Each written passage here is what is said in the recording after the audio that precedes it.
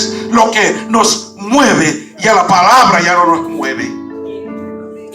Y yo empecé a decirle al Señor: Señor, perdóname.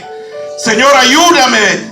Porque hay un pueblo que está allá en el continente africano, el pueblo que me vio nacer, que hasta hoy en día tal vez uno dice: haré algo, y Dios decía: haz algo ahora, en este momento.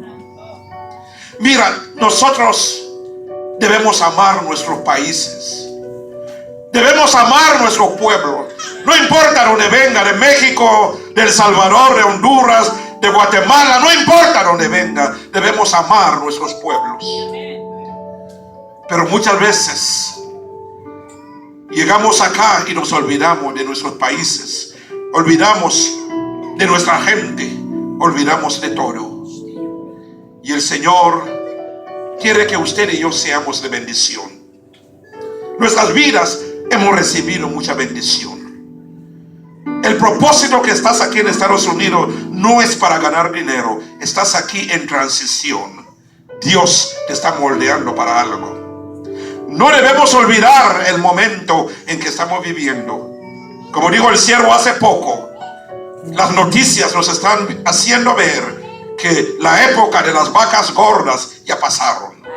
Estamos ya en la época de las vacas flacas. Y esas vacas flacas representan, verán, escasez. Y es el tiempo, el periodo en que hemos entrado en ese tiempo.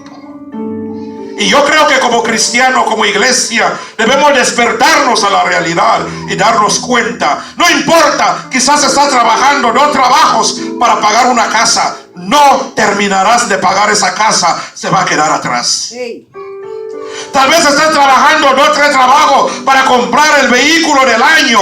No podrás terminar el pago de este vehículo porque se va a quedar atrás. Nada de todo eso no va a valer para nada. Porque hay algo que debe ser nuestro enfoque, que es la predicación de la palabra del Señor. En esos últimos momentos, los cristianos debemos estar en las calles, en las esquinas de la plaza, ¿verdad?, llevando la palabra y conmoviendo al pueblo para que venga el arrepentimiento, como fue en los días de Juan el Bautista. Pero lo que usted y yo hacemos, salimos de la iglesia, por ejemplo, los domingos de la mañana, y cada quien busca su restaurante favorito. Y ahí nos llenamos y luego a dormir o a ver película, lo que sea, y no hay un fervor en nuestro corazón. Almas están yendo al infierno y la iglesia cristiana no está moviendo para hacer nada. Y yo empecé a ver la realidad. Digo: Señor, ese no es tiempo para estar buscando lo material. Es tiempo de enfocar en lo espiritual y empezar a orar y empezar a compartir la situación que está atravesando gran parte del continente africano. Y en ese proceso Dios empieza a levantar gente que quizás antes no conocían la situación, pero de repente conocen y empiezan a interceder y empiezan a levantar sus voces para que el Señor intervenga. Muchos países, la mayoría de los países africanos, desde que obtuvieron la independencia hasta hoy, no han conocido una libertad. La mayoría de esos países están gobernados por dictadores, y el sistema político que rige en los países es prácticamente la opresión, la tortura. Pero ¿sabes qué? Cuando los justos gobiernan, la nación se regocija. La justicia exalta a una nación. Y es ahí donde usted y yo tenemos que estar orando por nuestras naciones, por los gobernantes, que Dios quite esa generación de opresores y dictadores, para que se levante un pueblo que va a decir: sí, vamos a adorar al Señor. La respuesta no es huir de nuestro país. Aunque huyamos de nuestro país, el problema todavía ahí se queda. Alguien tiene que ponerse en la brecha. Alguien tiene que ponerse ahí y decir: Señor, yo quiero ser el candidato que va a marcar la diferencia. Cada día se me hace más real que todo eso está terminando. Cada día se hace más real, hermanos. Cada día Si Estados Unidos es nuestro enfoque, entonces vamos a perder. Pero si nuestro enfoque, nuestra mirada está puesta ya en esa patria celestial, cuyo arquitecto no es un hombre, sino arquitecto es Dios, entonces vamos a poner nuestra esperanza en algo que sí tiene, verá, un futuro y tiene un valor eterno. Olvidemos de todo, enfoquémonos en la obra del Señor. Cristianos, evangelicemos, prediquemos la palabra. No hay cristianos en las calles de Irving, en las calles de Dallas. No hay gente llevando el evangelio. Todos estamos encerrados en cuatro paredes. Dios dice que salgamos de las cuatro paredes. El evangelio requiere valentía. Los cobardes no van a marcar la diferencia. Tienen miedo. Y aquellos que van a marcar la diferencia son gente que no tienen temor. En esa tarde, sin perder más tiempo, quiero que abran conmigo en la epístola, ¿verdad?, del apóstol Pablo, segunda epístola a los Corintios. Segunda de Corintios. Vamos a ir en el capítulo 1 de Segunda de Corintios.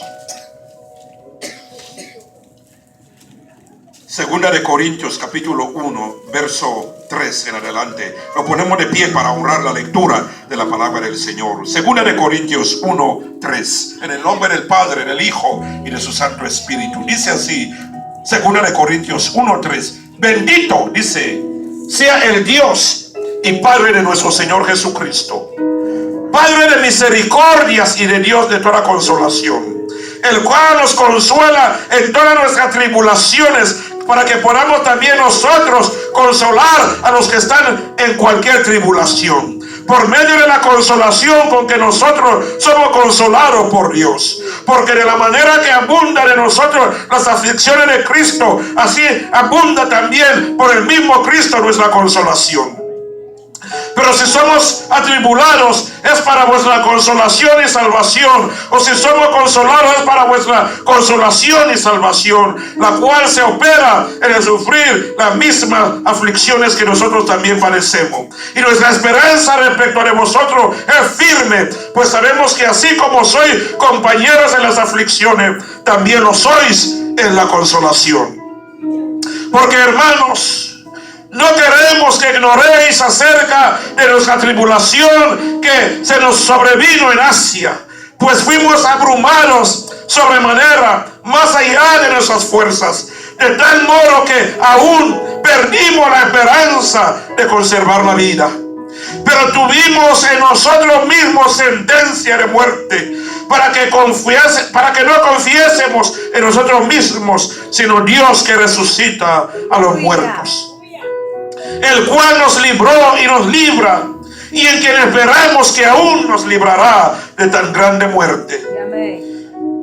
Cooperando también vosotros a favor nuestro con la oración, para que por muchas personas sean dadas gracia a favor vuestro por el don concedido a nosotros por medio de muchos. Pueden tomar su asiento. Que el Señor les bendiga en esta tarde. El apóstol Pablo escribe esa segunda epístola a la iglesia de Corinto, una iglesia que Pablo amaba mucho, una iglesia que vio y experimentó el poder de Dios. En todas las iglesias del Nuevo Testamento, ¿verdad?, podemos ver que la iglesia de Corinto se situó, ¿verdad?, de una manera como la iglesia que experimentó, ¿verdad?, los dones del Espíritu Santo. Pablo, cuando vino a Corinto, humanamente hablando, podríamos decir que ¿quién podía creer que se podía levantar una iglesia en Corinto? Pablo vino de Atenas después de su encuentro ahí en el Areópago con los filósofos. Venía de ahí con debilidad.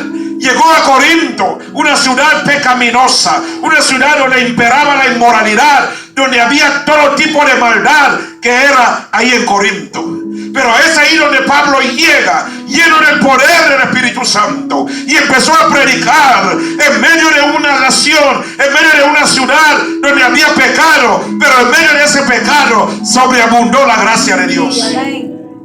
Y fue ahí donde una iglesia floreció en medio, ¿verdad?, de toda esa situación de desenfreno que se practicaba en Corinto. Y Pablo tuvo esa iglesia muy cerca de su corazón. Pero cuando Pablo sale de Corinto, como siempre es el caso, empiezan a llegar gente para quitarle crédito y gente que venían para traer doctrina que no era conforme a la palabra del Señor. Hermanos, me llama la atención que una iglesia como Corinto, donde el poder del Espíritu Santo fluía de una manera, ¿cómo se pudieron abrir para que entraran falsos profetas? Es ahí donde la iglesia de hoy necesita fundamento bíblico. Es ahí donde necesitamos el discipulado. Hermanos, no es suficiente predicar a uno la palabra, pero también hay que discipular a esas personas.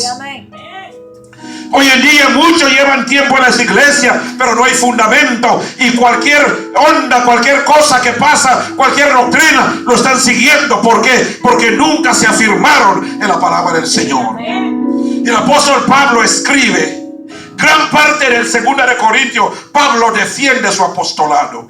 Pablo hace entender a esa iglesia que si otros pueden venir a decir que Pablo no es apóstol, tal vez para otros él no era apóstol. Hay muchos cristianos que no saben valorar el liderazgo que Dios ha puesto en sus vidas. Hay muchos creyentes que no saben, porque hermanos, se ve muy fácil, pero es oración y agonía día y noche, velando por el bienestar y las almas de un templo. Y Pablo, donde sea que estaba, siempre de rodillas, clamando al Señor, intercediendo, ¿verdad?, por esas iglesias. Pero muchas veces la gente mal agradecida se abren a cualquier tipo de historia y de doctrina y empiezan a abrazar a aquellos que venían para decir, Pablo no era nadie, que Pablo no fue parte de los 12, que Pablo no anduvo con Cristo. Y esa gente recibían, ¿verdad?, libre para entrar en Corinto y nadie les decía nada. Pero el apóstol Pablo, él sabía en quién había creído. Hermanos, usted y yo vivimos en un mundo, en una sociedad hoy que debemos saber en quién hemos creído. Hace poco, cuando la Corte Suprema de Estados Unidos aprobó oficialmente que el matrimonio homosexual ya era una realidad en este país, muchos se alarmaron. Pero la pregunta, ¿por qué se alarmaron? Este es el mundo en que vivimos. Pero lo que sí, nosotros tenemos que parar firme. ¿Por qué?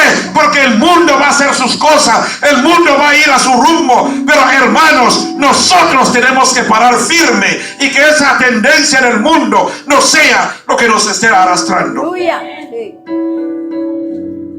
Iglesias hoy que predicaban la palabra, hoy en día también ya se suman a decir, bueno, como la Corte Suprema ya lo aprobó, entonces es legal. Que sea legal en Washington, pero no es legal en el cielo.